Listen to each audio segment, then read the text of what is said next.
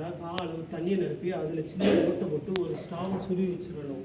அந்த ஸ்டாவை சுருவி வச்சுட்டு இப்போ இந்த மூடியில் வந்து ஒரு பலூனை போட்டு சார் ஒட்டியிருக்கேல்ல, ஒட்டிட்டு மூடியில் ஒரு ஓட்டை போட்டிருக்கேன். அந்த ஓட்டை வழியாக இப்போ பலூனை ஊதணும்.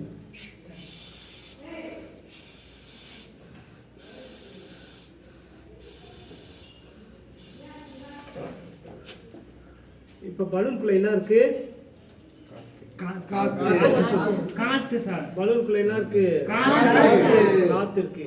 இப்போ இந்த காற்றை கொஞ்சம் கொஞ்சமா விட்டோம்னா இந்த காத்து உள்ள போய் இந்த தண்ணியை பிரஸ் பண்ணி இதுல இருந்து என்ன பண்ணும்? தண்ணி சாவலியா வெளியே வருப்பாரு.